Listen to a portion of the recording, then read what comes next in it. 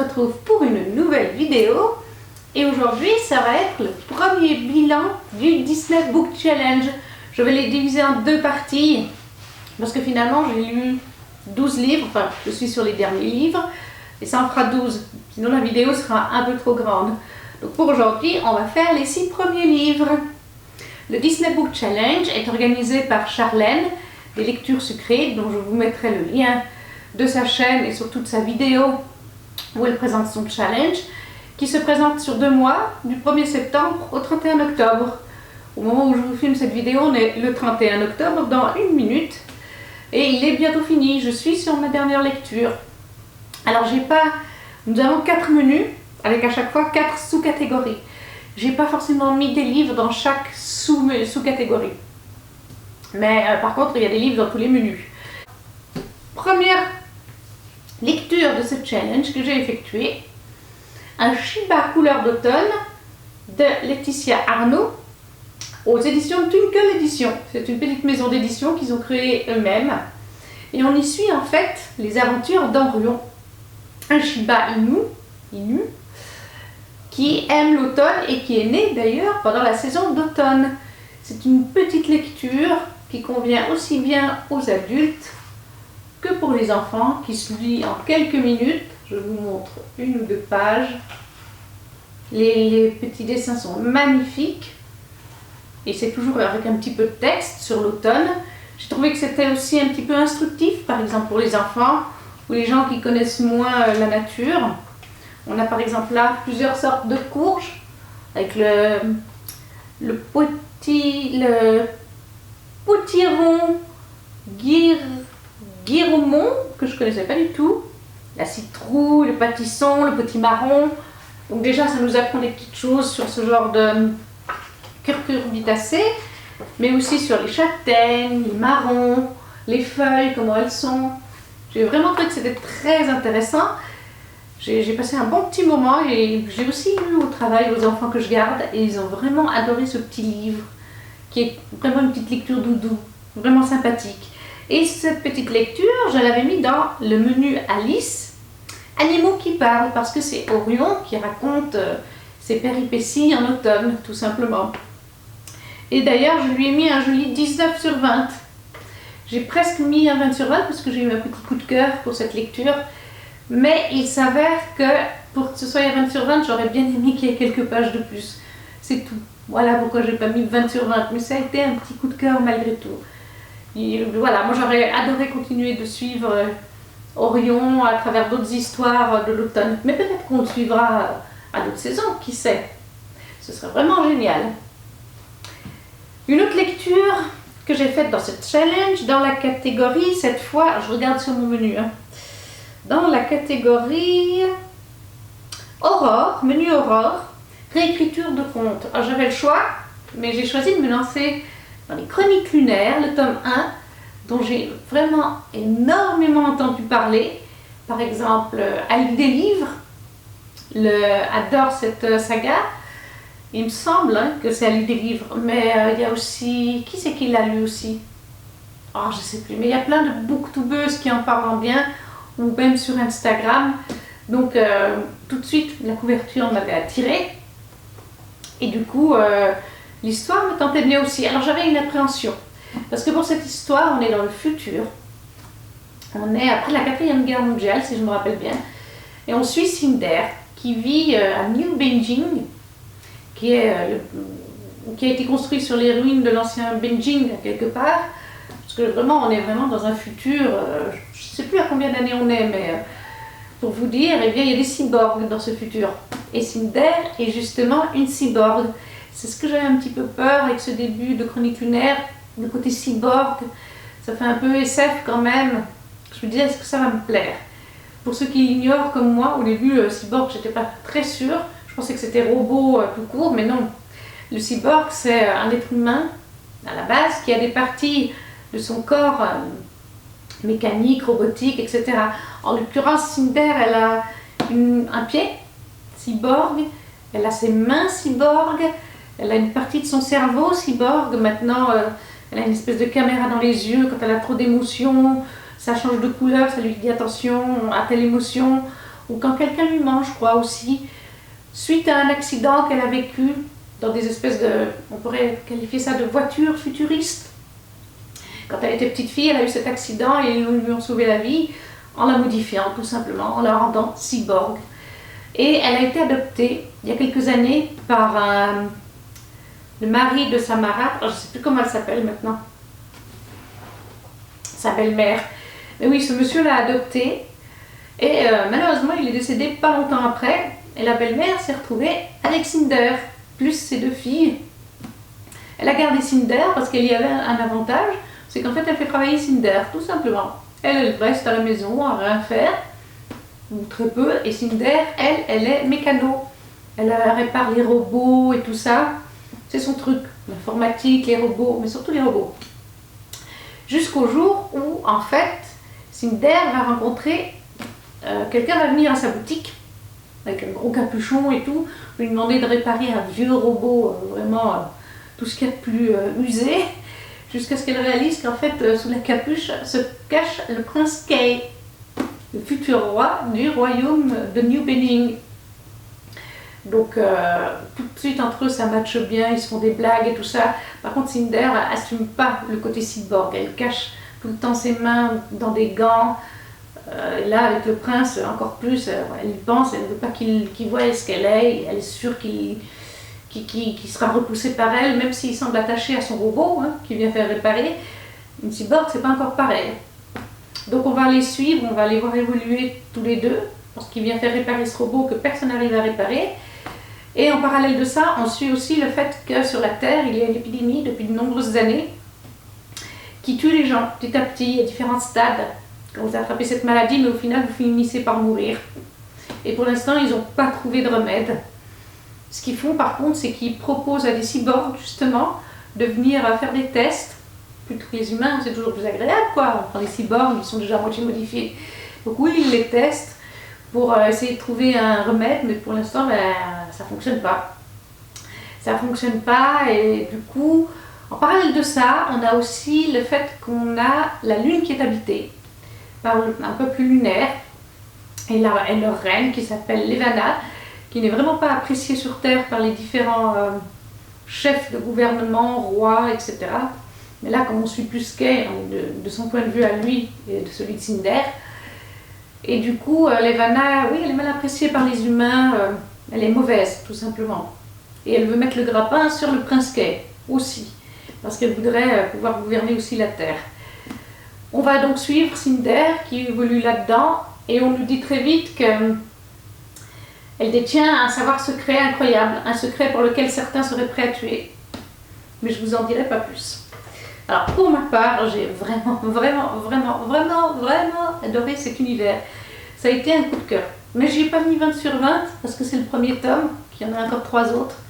Et que je me dis que ça peut évoluer sur un petit 20 sur 20 après. Mais c'était pas long. Aussi parce que un des spoils, enfin un des moments importants du livre, un des fils conducteurs, je m'en doutais depuis un moment. À un moment donné, je me suis dit, je pense qu'on va nous révéler à un moment donné que vis-à-vis de Cinder, ça et ça est égal à ça. Et c'était le cas. Du coup, c'est vrai qu'on fait moins, waouh, on est moins impressionné parce qu'on l'a deviné. Ça reste quand même sympa, d'où le 19 sur 20. Ça se lit hyper vite. Je l'ai lu en 2-3 jours à peine, sachant que je lis toujours plusieurs livres à la fois. Donc, la preuve que ça se lit très vite. Et j'ai de suite commandé, avant même de l'avoir fini, j'ai commandé la suite. C'est pour vous dire, j'ai pris un pack sur Vinted avec les 4. Et du coup, on est chez PKJ pour cette édition. Et j'ai oublié de dire que c'était Marissa Meyer.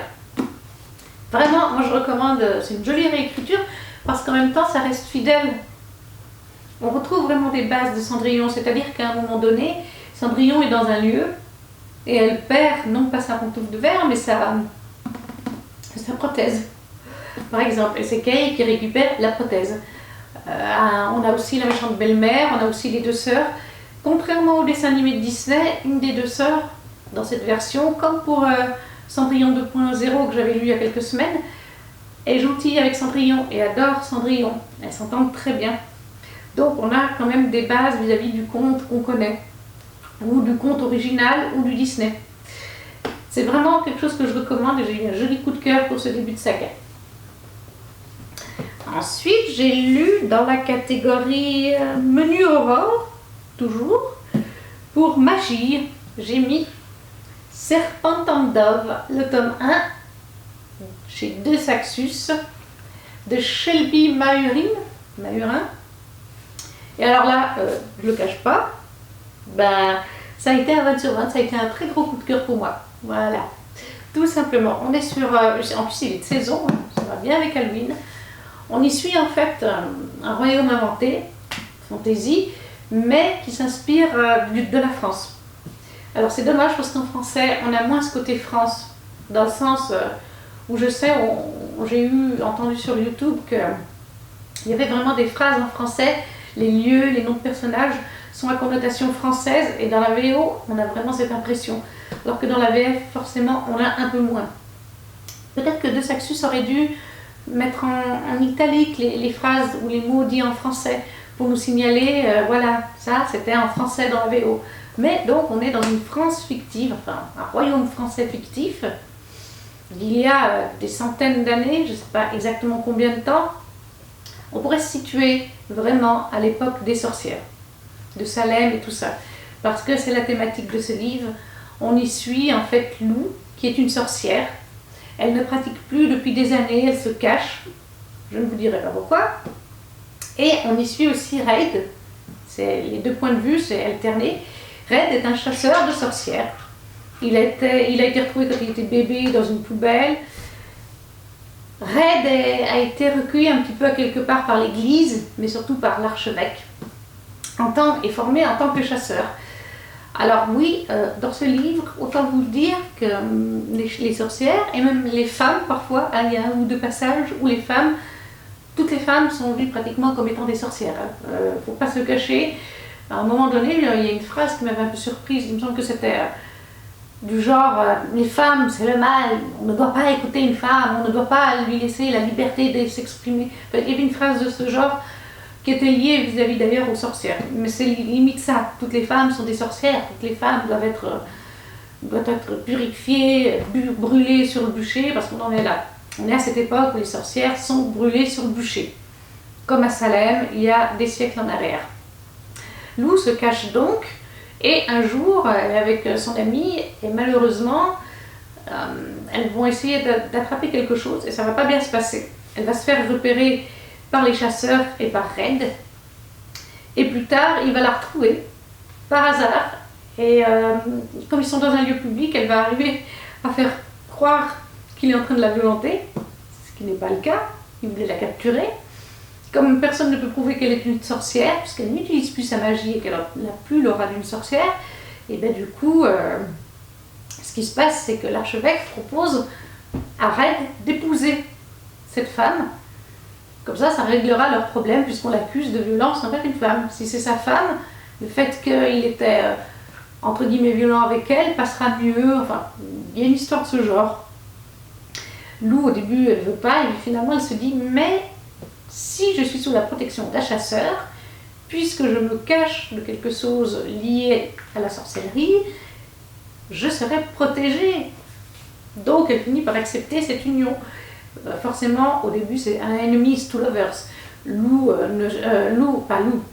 Red ne cherche même pas à comprendre les sorcières. Pour elle, elles sont toutes mauvaises. Elles méritent toutes le bûcher. Il ne veut pas en entendre parler. Et puis petit à petit, plus les jours passent dans leur cadre du mariage, puisqu'ils vivent ensemble, dans une petite chambre dans l'église et tout ça, petit à petit, elle commence à lui faire comprendre des choses. Oui, mais tu vois, les sorciers, oui, il n'y en a pas, c'est vrai, ça n'existe pas, il y a que des sorcières. Ça n'empêche pas les sorcières d'avoir des enfants avec des humains, avec des hommes sans pouvoir et tout ça, mais comme ils naissent sans pouvoir, les sorcières les abandonnent dans une poubelle. Mais imagine, plusieurs des chasseurs qui ont été abandonnés et retrouvés par l'église sont peut-être du coup des enfants de sorcières à la base. Sauf que comme vous n'avez pas de pouvoir, les sorcières vous abandonnent. Elle fait croire qu'elle a beaucoup de connaissances parce que Lou Red sait très bien qu'elle a une amie qui est sorcière. Donc elle fait toujours oui parce que mon amie sorcière, voilà. Mais du coup, c'est un vrai ennemi sous le verre. Au début, il ne peut pas la saquer et elle ne peut pas le voir non plus en peinture à cause de ses préjugés sur les sorcières. C'est vrai qu'à ce niveau-là, il y a quelques phrases dans le livre qui sont peut-être un petit peu péjoratives sur les femmes. Mais j'ai envie de vous dire, puis le côté église aussi, mais j'ai envie de vous dire, malheureusement, il y a des siècles en arrière, quand il y a eu Salem et d'autres endroits sur Terre dans le même genre, beaucoup de femmes ont été considérées comme étant des sorcières, faisant de la sorcellerie, et étaient brûlées. Toutes les femmes étaient le mal, etc. Et à un moment donné, l'Église, ce qu'il y a là-dedans, l'Église l'a fait. Donc finalement, ça rejoint la réalité des choses. On l'a vécu, ça, c'est pas un mystère, on le sait très bien. Ça peut choquer certains, mais c'est la réalité qu'on a vécue dans notre monde. C'est pour ça que j'aime bien aimer aussi. Et puis l'histoire d'amour entre les deux était touchante à leur manière. J'ai eu un petit coup de cœur sur ces deux petits amoureux, mais je ne veux pas trop en dire. Encore une fois, moi j'ai trouvé que c'était très bien écrit. Moi j'ai vu, je voyais pas les pages se tourner, j'avais du mal à m'arrêter parce qu'en plus en le faisant LC. Mais bon, il y avait un découpage, donc je m'y tenais. Bonjour Thor. Au revoir Thor. Mais je recommande vivement ce premier tome. Ça a été un joli coup de cœur pour moi. Et en plus l'édition est magnifique. Peux-tu t'enlever mon petit put? Merci. Ensuite, dans la catégorie Ariel, enfin le menu Ariel et les sous-catégories Pirates, sirènes, à la plage et voyage, tout rentrait pour le trône des sept îles d'Adaline Grace chez De Saxus. Regardez-moi cette jolie édition. Encore une fois, un travail d'édition chez De Saxus magnifique. Dans cette histoire, on est à nouveau dans un royaume totalement inventé. On est dans un royaume où on est sur différentes îles. Vous pouvez les voir ici. Le royaume de Visidia. Chaque île représente un pouvoir magique différent. Et ça a vraiment été un plus dans cette histoire. Par exemple, pour vous en citer un ou deux, à Arida, qui est l'île capitale, où vit la monarchie, enfin la famille royale, c'est la magie des âmes, qui est d'ailleurs la magie des âmes, ceux qui la gouvernent, c'est Amora et sa famille. Une sorte de famille royale qui gouverne Visidia. Après, vous avez par exemple la Vulca, la magie des éléments, donc l'air, le feu, le vent. À Mornut, c'est la magie des enchantements. Ça, c'était vraiment un super concept, que chaque île ait sa propre magie, que les gens utilisent une magie différente chacun. Et donc, on a en son centre Arida, qui est la capitale des îles, et qui est gouvernée par la famille d'Amora. Amora est une jeune femme. Elle était en apprentissage de son don toutes ces années par son papa, le roi, qui est animancier. Le roi, voilà. Et elle va avoir son anniversaire et elle va devoir faire une présentation de magie pour montrer de sa magie, la magie qui coule dans les veines de sa famille, pour montrer qu'elle est digne de devenir la nouvelle animancière, donc la future reine. Malheureusement pour elle, ça ne va pas très bien se passer lors de cette présentation de magie. Elle va un peu, comment vous dire, sans trop vous spoiler, sa magie va déborder et elle va se retrouver du coup enfermée avant d'être jugée. Si elle est digne de repasser un test ou non. Et on a alors un jeune homme, Bastien. Elle va très vite découvrir que c'est un pirate. Elle l'a découvert un petit peu avant la présentation qu'elle devait faire et il est en train de parler à son père. Il lui disait, il essayait de faire comprendre à son père qu'une île qui avait été bannie il y a des années, sur cette île il y a un homme et que cet homme devient menaçant pour tout le royaume et qu'il faudrait que le roi fasse quelque chose. Comme le roi n'écoute pas et comme notre cher Amora a eu un problème à sa présentation, il vient la libérer de son cachot en lui disant si tu m'aides, voilà, tu vas pouvoir certainement aider ton royaume et ton peuple sera d'accord de t'avoir comme reine, etc. Au début, elle hésite et puis après, elle pense à son peuple. Elle pense qu'en effet, si Bastien a raison de ce qu'il a dit à son père, il faut faire quelque chose. Et donc, elle va partir avec lui sur son bateau. C'est là qu'elle découvre qu'il est un pirate. Donc, on a le côté voyage, le côté pirate. Plus tard, on a aussi le côté plage. Et puis, bien sûr, le côté sirène, puisqu'ils vont rencontrer une sirène avec qui ils vont s'allier. Donc, ils partent. Ce qui est sympa, c'est qu'on va sur un peu toutes les îles. Amora découvre un peu son peuple, les pouvoirs et tout ça, parce qu'elle n'a jamais vu les autres îles. Son père lui a toujours dit de rester à Arida. Elle n'allait pas sur les autres îles. Donc elle découvre son peuple, elle découvre des bonnes choses et elle découvre en effet qu'il y a des choses qui ne vont pas et que si ça continue comme ça va précipiter la chute du royaume. Est-ce qu'elle arrive sur ce premier tome à tout résoudre ou non? Je ne vous le dirai pas, mais en tout cas il y a 2 tomes. On peut, oui, à la fin il y a des questions qui sont résolues, mais il y a d'autres choses auxquelles on se dit oui, il faut une suite pour comprendre. Alors j'ai bien aimé cette lecture, je lui ai mis un 17 sur 20, mais 17 sur 20 c'est aussi la note que j'avais mis au Royaume assassiné, aussi chez De Saxus, aussi avec des sirènes, avec un pirate. C'est un peu du même niveau en fait. C'est des lectures agréables, on passe un bon moment, mais il me manque quelque chose. Il me manque une touche pour mettre plus. On s'ennuie pas, hein, attention, mais ça reste juste une bonne lecture. Voilà. C'est pas transcendant, c'est pas waouh. Et c'est ça qui est dommage. Après, bon, on passe un bon moment et au moins c'est pas une lecture prise de tête où on va se poser 1000 questions, où on va se dire qu'est-ce qui va se passer là, comment est-ce que ça peut se passer. Non, on pense pas vraiment à ça. Ça reste sympa. Voilà. Mais je dirais quand même la suite, hein, et je le recommande vivement. Il y a des très bons points dans ce livre. Après, au début, le caractère d'Amora, par contre, c'était pas évident, parce qu'au tout début, c'était un peu moi, Amora, princesse de Vigidia, quand je serai animancière, moi, Amora, moi, je ferai ça. Et puis, quand elle a ce problème avec son pouvoir, oui, elle déchante un petit peu. Donc, mais ouais, au début, Amora, c'était pas facile. Coucou la queue d'Electra. Mais je vous le conseille. Moi, j'ai passé un bon moment. Mais c'est pas non plus waouh. Voilà. Je pense que c'est le mot qui résume la chose et je sais que je suis pas la seule à penser pareil. C'est sympa, mais il y a mieux. Ensuite, j'ai lu dans la catégorie, pour cette fois, Hercule pour les monstres. Oui, j'ai mis ça dans monstres. Les secrets des dieux égyptiens au héron d'argent. Bonjour les chats, au revoir les chats. Je m'excuse. On est sur un livre, alors c'est pas une histoire, hein, c'est une sorte d'encyclopédie sur la mythologie égyptienne, mais je trouve les images magnifiques. Les images sont absolument magnifiques.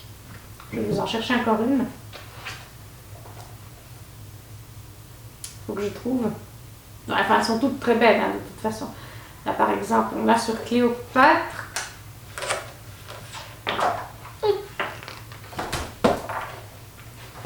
Voilà. Là, vous avez par exemple une double page, une page de texte et une page avec la photo de Cléopâtre. Vous avez aussi Ramsès II, vous avez... qu'est-ce que vous avez d'autre? Akhenaton et Néfertiti. Vous avez aussi les dieux tels que... Où êtes-vous? Par exemple, le chat, un animal sacré. Vous avez... oui, il vous raconte certains pans de la mythologie égyptienne qui est énorme. Hein. Ce serait dur de tout résumer sur un livre. Les créatures mythiques aussi, par exemple. Il est vraiment magnifique ce livre. Et c'est vrai que je l'ai mis dans Monstres parce que j'ai remarqué que très souvent, si j'en trouve une, on se retrouvait avec des serpents. Vous voyez, comme par exemple là, quand on n'aime pas les serpents, on est servi de passer vraiment un très très bon moment avec ce livre. Ça m'a rappelé en fait mes années d'études tout simplement, quand on étudiait la mythologie égyptienne à l'école. Il y a des choses qu'on se rappelle un petit peu vaguement quand on vieillit, puis il y en a d'autres bien. Alors il y en a d'autres que j'avais complètement zappé. Après, oui, on m'a posé la question. Je pense que c'est pas l'encyclopédie la plus complète, si vous voulez avoir un approfondissement complet de la mythologie égyptienne, parce que c'est sur des millénaires et des millénaires. Mais je trouve que pour un novice, ou quelqu'un qui a envie de se replonger dans l'Égypte antique, ça fait vraiment bien l'affaire, parce qu'on parle des dieux, on parle des créatures, on parle des pharaons, on parle aussi d'événements importants, des guerres qu'il y a eu.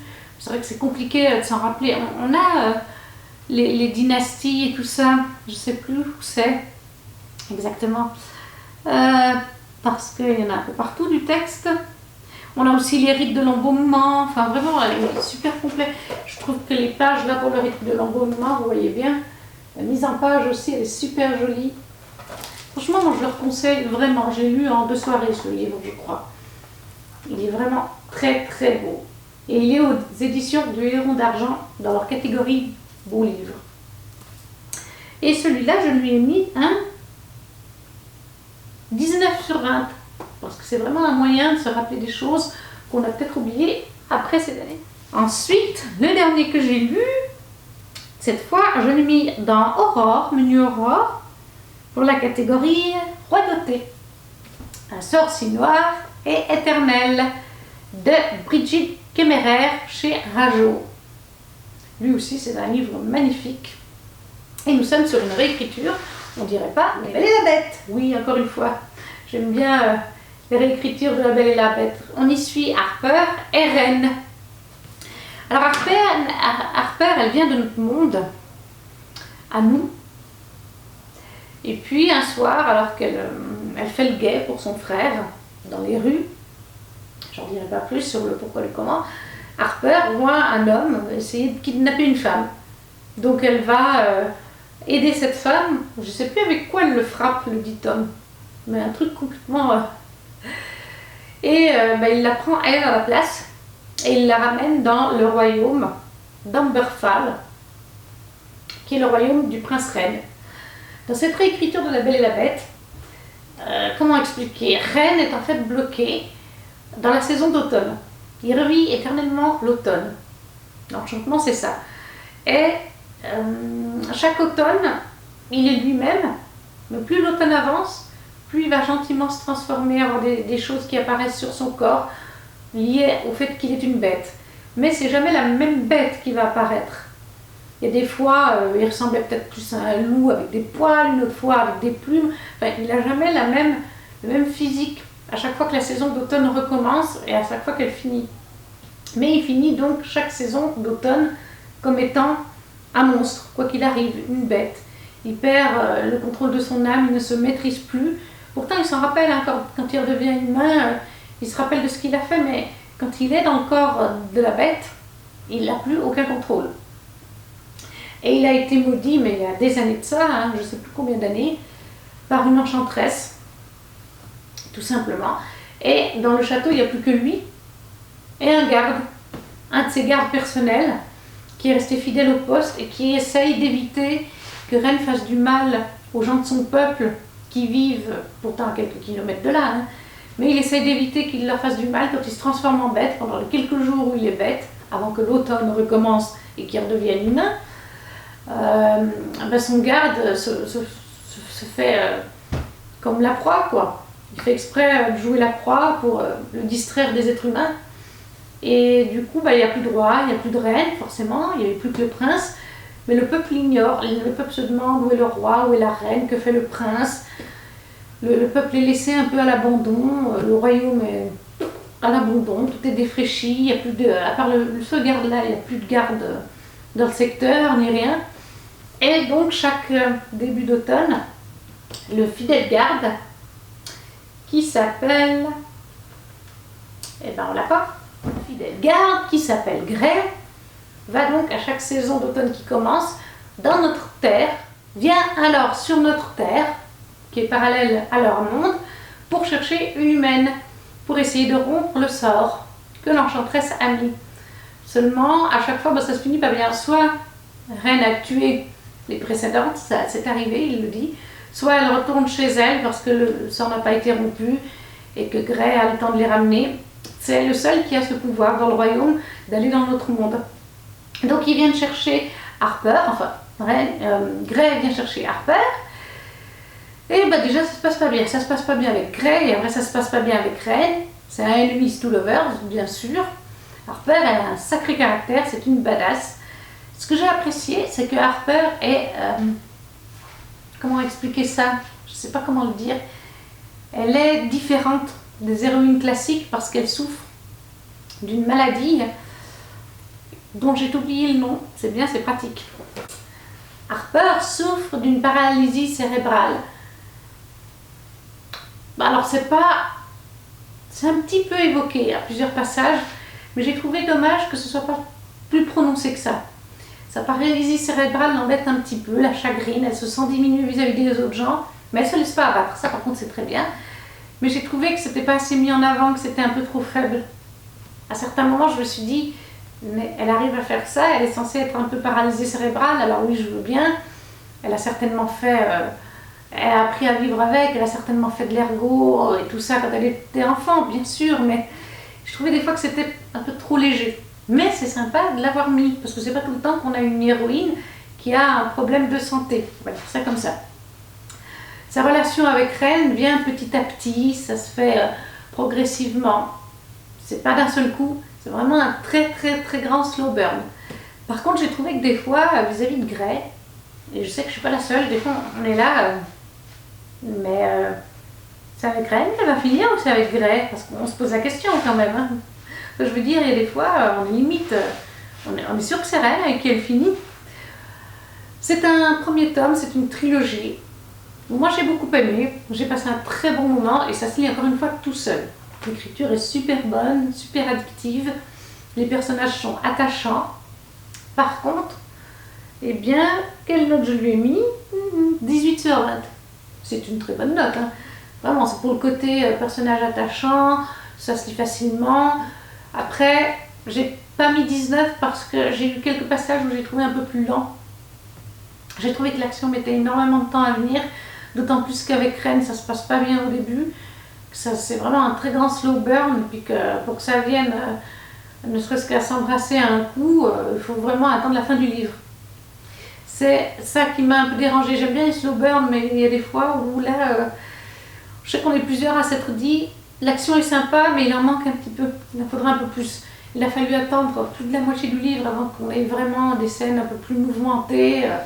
Je pense que comme c'est un tome 1, ça viendra avec le 2 et le 3. Elle a bien posé ses bases, l'autrice. Elle a vraiment pris le temps de les poser. Mais j'ai quand même passé un bon moment. Après, je pense que j'ai pas trouvé ça non plus waouh, parce que je vais pas le cacher, c'est ma troisième cette année, troisième réécriture de La Belle et la Bête. Si on prend en compte aussi le dessin animé de Disney, c'est ma quatrième réécriture de La Belle et la Bête. Et du coup, c'est pas ma préférée. J'ai eu une préférence pour Acotard, le tome 1, et surtout pour Rose éternelle d'Ophélie Duchemin.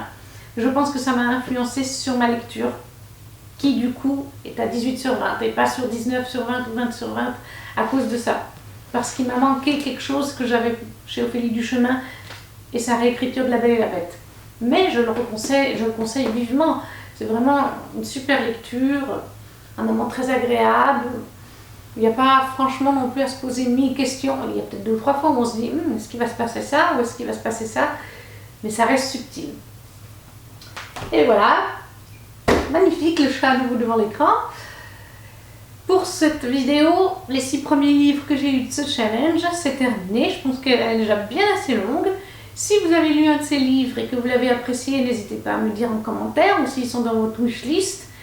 Si vous avez participé aussi à ce challenge, qu'est-ce que vous avez lu? Est-ce que vous avez bien aimé?